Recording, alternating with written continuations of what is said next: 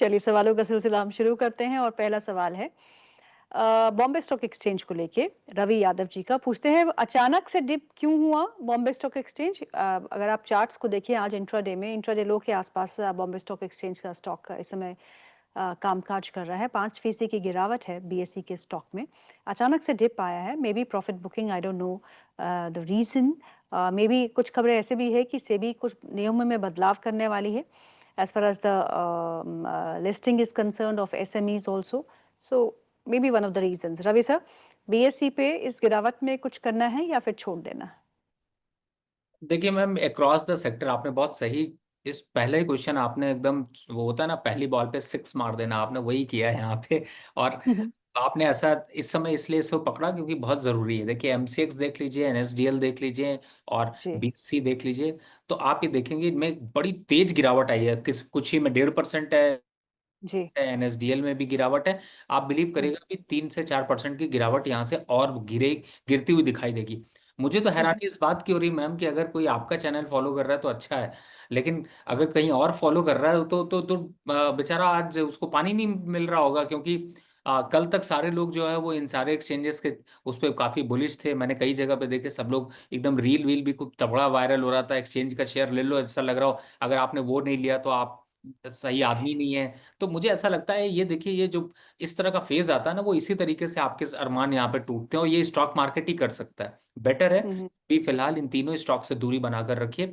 मेरा ऐसा हम्म, मानना है कि 3 से 5% की गिरावट क्लियरली दिखाई दे रही है। एमसीएक्स 7,500, 7,800 रुपए, बीएससी हम्म, कम से कम अभी 100 से 125 पॉइंट, और एनएसडीएल जिसकी अभी लिस्टिंग हार्डली में हुई है, अगर उसको भी हम्म, देखते हैं तो मुझे ऐसा लगता है कि इसमें भी आपको गिरावट के संकेत दिखाई देंगे, और वापस से 1160, 1160 के लेवल आपको दिख सकते हैं। तो अगर पोजीशन बनाने की सोच रहे हैं तो रुकिए, ठहरिए और आगे अगले हफ्ते का इंतजार करिए। बिल्कुल कोई ना कोई खबर तो है जो इस सबको इम्पैक्ट कर रही है। एंजल वन के स्टॉक को भी देखिएगा, ये भी करीबन 7% नीचे इस समय कामकाज करते हुए, यहाँ पे भी एक डेंट देखने को मिल रहा है। तो कहीं ना कहीं मुनाफा वसूली है या कोई सेबी की तरफ से रिपोर्ट्स है जिसके चलते हुए सभी स्टॉक्स में एकाएक उसी समय पे गिरावट देखने को मिल रही है। So under stress capital market से जुड़ी ही कंपनियां। चलिए अब आगे आगे का सवाल ले लेते हैं। अगला सवाल है विनीत का, पूछते हैं सिम्फनी के बारे में। सिम्फनी शेयर कैसे हैं और किन लेवल पे बाय करना चाहिए? देखिए, आपका एक पहला सवाल तो बहुत अच्छा है कि सिम्फनी शेयर कैसा है।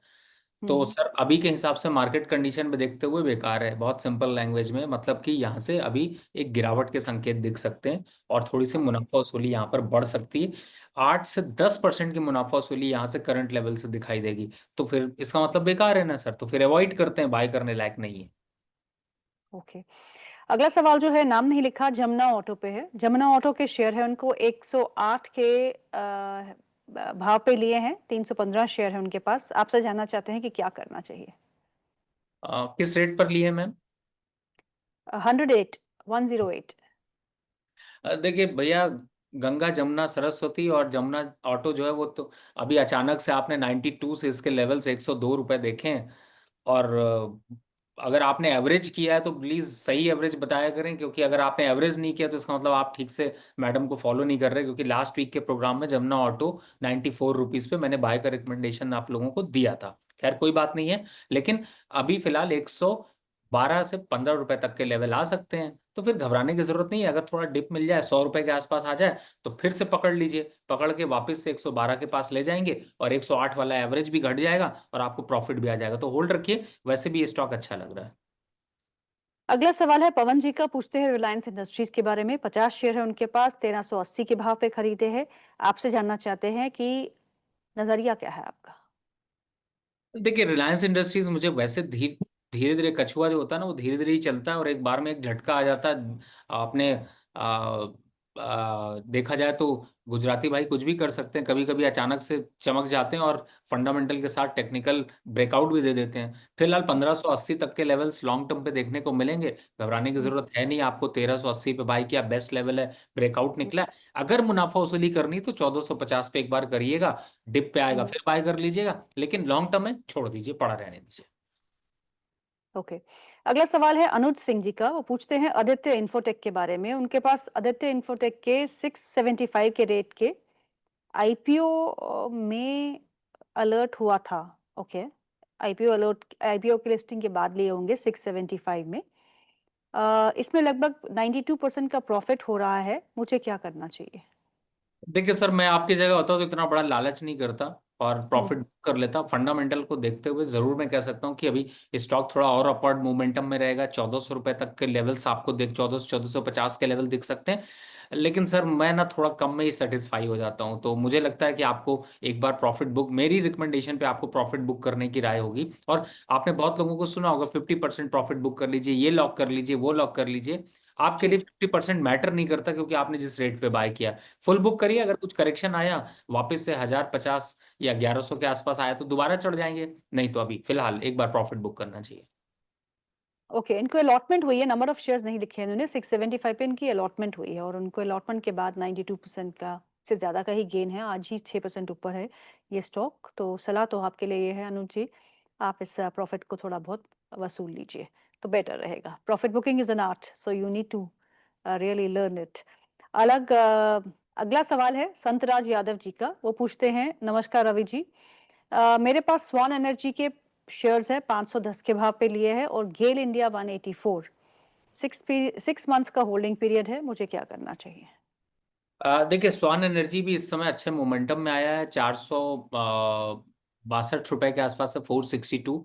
और मुझे ऐसा लगता है कि इस लेवल से एक बार 550, 550 तक जा सकता है। बिल्कुल होल्ड करके रखिए। और गेल के तो क्या ही कहने हैं, डिप पे मिले तो बिल्कुल छोड़ा मत करिए सर। 167 का बड़ा बढ़िया डिप मिला था और वापस अच्छे मोमेंटम पे चल रहा है, तो फिलहाल हम्म। होल्ड रखिए 210 के लक्ष्य के लिए। ओके, आज क्लीन साइंसेज में क्या हुआ था रवि सर? आज तो बड़े उठापटक उस स्टॉक में हुई है, कुछ और बेचना था, बेच कुछ और दिया।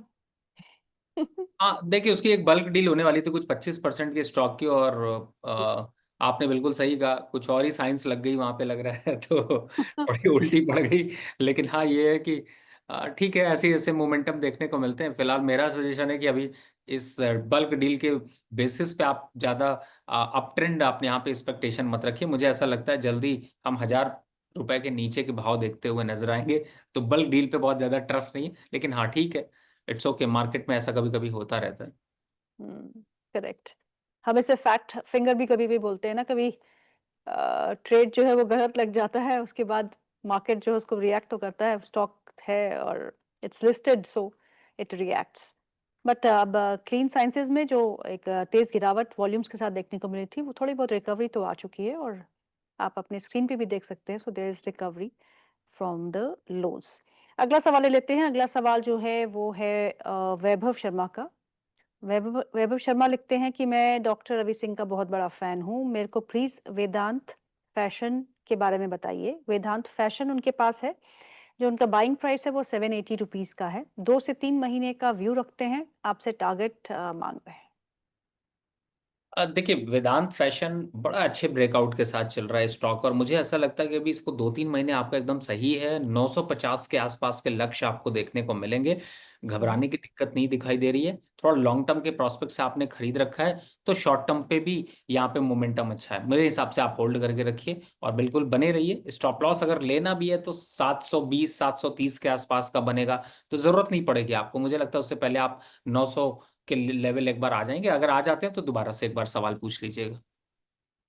ओके। डॉक्टर अंशुमन जी का सवाल है, वो पूछते हैं एचबीएल पावर एंड इंजीनियरिंग के बारे में। 80 रुपए पर 100 शेयर है। उज्जीवन स्मॉल फाइनेंस बैंक के 10 रुपए पे 1200 शेयर है। दोनों ही स्टॉक्स पे आपका व्यू?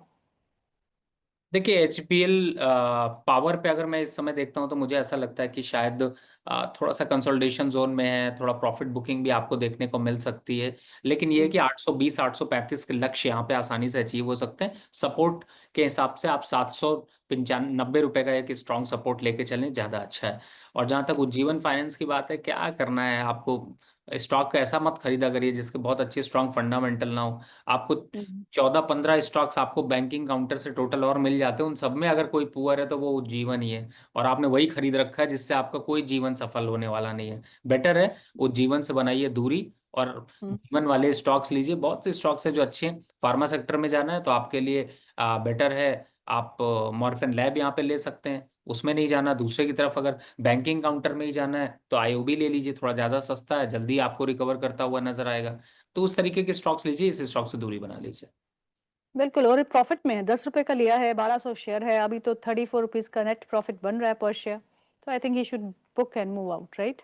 राइट, बिल्कुल, क्योंकि देखिए आपका इन्वेस्टमेंट यहाँ पे पड़ा रहेगा, दिखाई देगा, अच्छा लगेगा, लेकिन इससे ज्यादा बढ़ेगा नहीं। ट्रू। नवनीत वार्ष्णे का सवाल है, वो पूछते हैं हीरो मोटो, अच्छा, वो पूछते हैं कि हीरो मोटो कॉर्प या आइशर मोटर्स, दोनों में से एक खरीदना हो तो कौन सा खरीदे?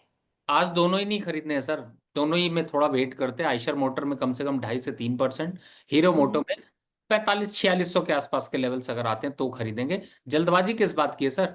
अभी नए मॉडल और लॉन्च हो जाने दीजिए, मतलब कहने का मतलब है नए प्राइसेस और आ जाने दीजिए, फिर देखते हैं। ओके।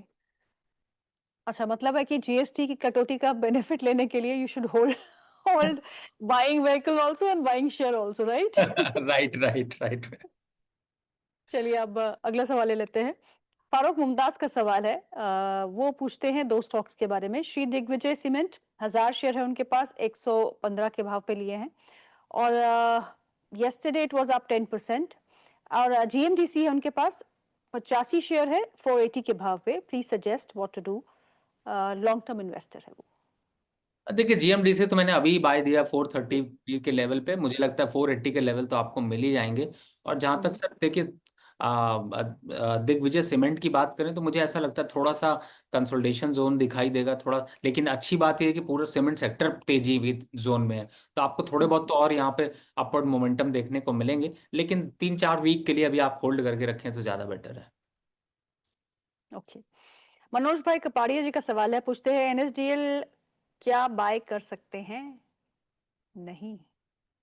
देखिए अब बिल्कुल बाय करने की इच्छा है तो आप देखिए, मैं ये नहीं कहता हूं कि अपनी इच्छाओं को मारिए, 10 शेयर बाय कर लीजिए, जब लॉस आएगा तो थोड़ा दुख कम होगा, लेकिन हाँ ये है कि दोबारा आपको एंट्री करने का मौका मिलेगा। ओके। 1220 और 1160 ये लेवल्स ध्यान रखिए, लेवल्स काफी, जो अभी के लेवल्स हैं 1280 काफी अपर लेवल हैं, टिकेगा नहीं इन लेवल से, एक बार गिरावट फिर से आएगी। आरती जैन का सवाल है, वो पूछती हैं दो स्टॉक्स के बारे में। एक है जमुना ऑटो, जिसके बारे में हम बात कर चुके हैं, तो आरती जी प्लीज आप इस शो की रिकॉर्डिंग देखिएगा। दूसरा है Ashok Leyland, can I make a fresh entry in both the stocks? देखिए अशोक लेलैंड थोड़ा सा यहाँ पर कंसोलिडेट कर रहा है, और मुझे ऐसा लगता है कि 132 का लेवल थोड़ा मुझे ज्यादा लगता है। 122 125 का लेवल मिलता तो रिस्क रिवॉर्ड रेशियो बढ़िया होता। अब आप कहेंगे 122 का लेवल कह रहे हैं, 132 चल रहा है, आएगा सर 122 आएगा, लेकिन रिस्क रिवॉर्ड में देखेंगे तो 4-5% साफ हो जाएगा, तो बेटर है कि मुझे ऐसा लगता है कि यहाँ पर थोड़ा सा वेट एंड वॉच करें। और खरीदने लायक तो है लॉन्ग टर्म के हिसाब से, अगर आप 3 साल 5 साल का विजन है तो मैं कहूंगा खरीद लीजिए, अच्छे रिटर्न्स मिलेंगे, 16-17% साल के रिटर्न मिल जाएंगे। लेकिन अगर बेटर खरीदेंगे तो वही 16-17% रिटर्न हो सकता है आपको 40% रिटर्न में कन्वर्ट होते हुए नजर आए। तो अभी थोड़ा सा वेट 122-25 के आसपास आता है तो फिर से तंग करिए मैम को, मैम को परेशान करने में मुझे भी बहुत मजा आता है, आप भी करिए। चलिए अगला सवाल लेते हैं। अगला सवाल जो है वो दिलीप व्यास जी का है, वो राजकोट से हमें लिखते हैं और पूछते हैं गंधार ऑयल के बारे में। गंधार ऑयल के शेयर है उनके पास, 190 के बाई प्राइस है, 100 शेयर्स है, लॉस में है। वो मुझसे रिक्वेस्ट कर रहे हैं कि डॉक्टर रवि से एक बार जरूर पूछिएगा। देखिए अभी फिलहाल मैं कहूंगा कि गंधार ऑयल को होल्ड कर लीजिए, 172 के आसपास के लेवल्स आएंगे, वहां पर निकल कर कैस्ट्रॉल इंडिया ले लीजिएगा, ये मेरा एक सजेशन है। फिलहाल अभी होल्ड करके रखिए, लेकिन यहां पर एक स्टॉप लॉस डाल लीजिए 149, अगर उसके नीचे क्लोज हो जाता है तो ये भी आपका दोस्त नहीं रहेगा, यहां से निकल जाइएगा।